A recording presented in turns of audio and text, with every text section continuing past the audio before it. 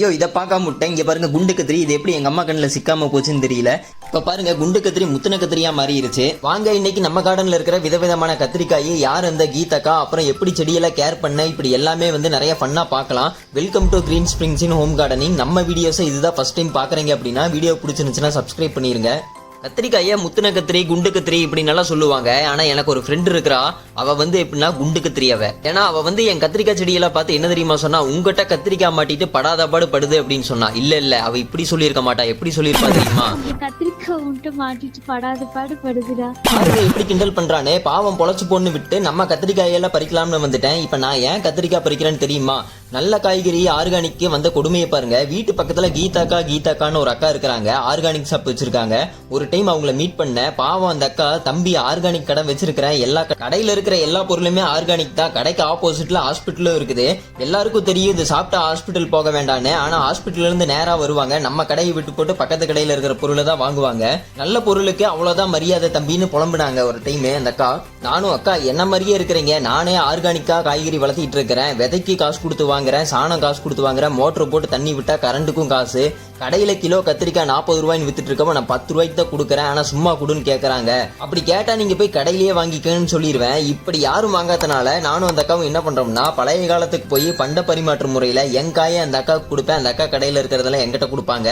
நிலைமையை பாத்தீங்களா ஆர்கானிக்கு வந்த சோதனைய. கோயம்புத்தூர்ல சுந்தராபுரம் சைட்ல யாராவது இருந்தீங்கன்னா வீடியோ பாக்குறீங்கன்னா, கௌசிகா ஹாஸ்பிட்டலுக்கு ஆப்போசிட்ல கீதா பிரைம் ஆர்கானிக்னு இருக்கும். ஆர்கானிக் சாப்பிடணும்னு நினைக்கிறவங்க அங்க போய் பாருங்க, ரேட்ல ரொம்ப கம்மியா தான் இருக்கும். இது ப்ரொமோஷனலா இல்ல, என்னால முடிஞ்ச ஒரு ஹெல்ப் தான்.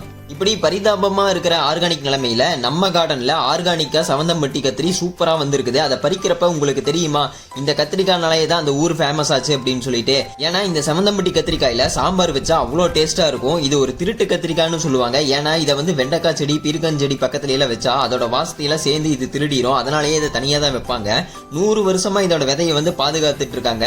காய் நல்லா பலன்னு பார்க்கவே சூப்பரா இருக்கும். இந்த சவந்தம்பட்டி கத்திரிக்காய் எல்லாம் நம்ம வீட்டுல சூப்பரா வந்துருந்துச்சு, அதெல்லாம் நம்ம பறிச்சு எடுத்து. அப்புறம் மணப்பாறை மாடு கட்டினே, மணப்பாறைனா முறுக்கு மட்டும் தான் ஃபேமஸ் நினைச்சீங்களா? அதை விட மணப்பாறை கத்திரி வந்து செம டேஸ்டா இருக்கும். இதை கறி குழம்பு கூட போட்டு வைப்பாங்க பாருங்க, வேற லெவல்ல டேஸ்டா இருக்கும். மணப்பாறையில ஹஸ்பண்டும் ஒய்ஃபும் இந்த கத்திரினாலேயே சின்னதா ஈகோ சண்டையெல்லாம் வரும். ஏன்னா இதை சாப்பிட்டு பழகுனா டெய்லியும் அந்த கத்திரிக்காயை உங்க வைஃப் கிட்ட கேட்பீங்க. உங்க வைஃபும் ஓ உனக்கு என்ன விட வந்து இந்த மணப்பாறை கத்திரி தான் பிடிச்சிருக்குதா முக்கியமா அப்படின்னு சொல்லிட்டு அதுலயே அடிப்பாங்க. நீங்களும் ஒரு டைம் வாங்கி சாப்பிட்டு பாருங்க, டேஸ்ட் பிடிச்சிருச்சுன்னா ஜாலியா உங்க வைஃப் கிட்ட அடி வாங்கிட்டு இருங்க. அடுத்து நம்ம கார்டன்ல ஒரு கியூட்டான ரவுடி கேங் தாங்க இந்த குட்டி கொத்து கத்திரிக்காயே. செடியில கேங்கா தான் வரும், குட்டியா இருந்தாலும் இது ஒரு கியூட்டான கிளாமர் கத்திரிக்காயே. டேய் நான் இன்னும் வளரவே இல்லை, அதுக்குள்ள சாம்பாருக்கு பறிச்சு காலி பண்ணிடாதன்னு சீனை போட்டு நிக்கும். நீ அவ்வளவுதான் வளருவேன்னு பறிச்சிட்டேன். இது நம்ம கடையில சாம்பார் வைக்கலாம்னு வாங்குறதுக்குள்ளார ஹோட்டல்காரங்க பஜ்ஜி போட கடத்திட்டு போயிருவாங்க. இந்த கத்திரிக்காயோட அழகுக்கு ஒரு அவார்டே கொடுக்கலாம்.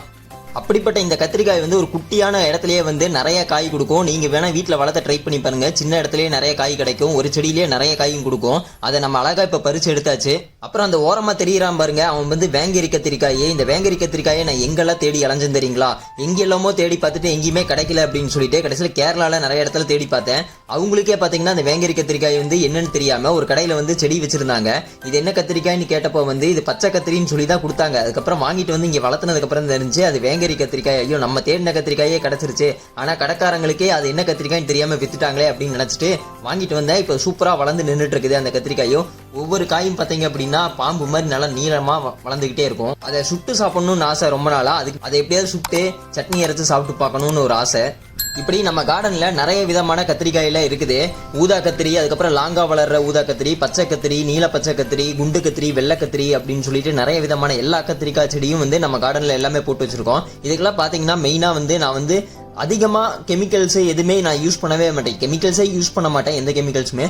மண்புழு உரம் வாங்குவேன், அதுக்கப்புறம் ஆட்டு சாணம் வாங்குவேன், அதுக்கப்புறம் வீட்டுல இருந்து இப்போ இந்த செடியில இருந்தா கிடைக்கிற இலை இந்த மாதிரி இதெல்லாம் இருக்கும்ல, அதுக்கப்புறம் காய்கறி வேஸ்ட் இந்த மாதிரி இதெல்லாம் மக்க வச்சது அதெல்லாம் உரமா பண்ணி மட்டும்தான் இதுக்கு கொடுத்துட்டு இருப்பேன். பூச்சி எல்லாம் வந்துச்சு அப்படின்னா இஞ்சி இந்த வெள்ளை பூண்டெல்லாம் அரைச்சு அது தெளிச்சு விடுறது, இந்த மாதிரி ஒரு சின்ன இதெல்லாம் மட்டும் தான் பண்ணுவேன். இப்போ நீங்க தேனி பறக்கிறது பார்த்துருப்பீங்க. இதனாலதான் நம்ம கார்டனுக்கு பாத்தீங்கன்னா நிறைய வந்து நல்லது செய்யற பூச்சி எல்லாம் வந்துடும். ஏன்னா ஒரு கெமிக்கல் கூட யூஸ் பண்ணாதனால கேர்னு இது மட்டும் தான் நான் பண்ணிக்கிறதே. மற்றபடி கடையிலிருந்து எந்த பொருளுமே வாங்கி இந்த செடிகளுக்காகன்னு சொல்லிட்டு நான் யூஸ் பண்றதே கிடையாது. குச்சி நட்டுறதாகட்டும் எதுவாக இருக்கட்டும், நம்ம கிட்ட இருந்து என்னென்ன கிடைக்குமோ என்னென்ன பொருளெல்லாம் கிடைக்குமோ அதை வச்சே நம்ம கார்டனில் வந்து மெயின்டைன் பண்ணிட்டு இருப்பேன். அப்படிதான் என் கார்டனில் பாருங்க எவ்வளோ செடி வந்து முளைச்சிருக்குன்னு சொல்லிட்டு, கத்திரிக்காய், அவரை அப்படின்னு சொல்லிட்டு எல்லாமே சூப்பராக காய் காய்ச்சிட்டு இருக்குது.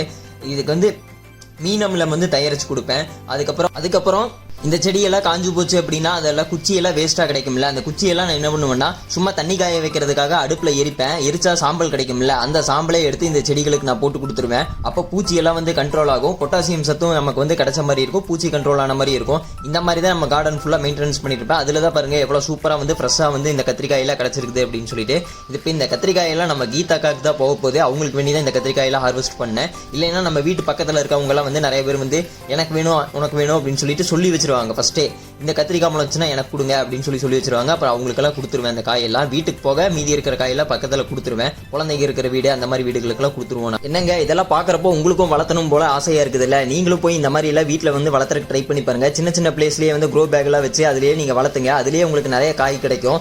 அதெல்லாம் நீங்க பறிச்சு சாப்பிட்றப்போ உங்களுக்கு ஒரு சந்தோஷம் கிடைக்கும், கூடவே ஆரோக்கியமும் கிடைக்கும். இந்த வீடியோ உங்களுக்கு பிடிச்சிருக்கும்னு நினைக்கிறேன். இந்த வீடியோ உங்களுக்கு பிடிச்சிருந்துச்சுன்னா நம்ம கார்டன் சேனலுக்கு சப்போர்ட் பண்ணுங்க. உங்க கார்டனிங் ஃப்ரெண்ட்ஸுக்கும் இந்த வீடியோவை ஷேர் பண்ணி விடுங்க. இந்த மாதிரி நிறைய கார்டனிங் சம்பந்தப்பட்ட வீடியோஸ் நம்ம ஃபன்னா வந்து இன்ட்ரெஸ்டிங்கா இந்த சேனல்ல நம்ம போஸ்ட் பண்ணுவோம். மறக்காம பாருங்க.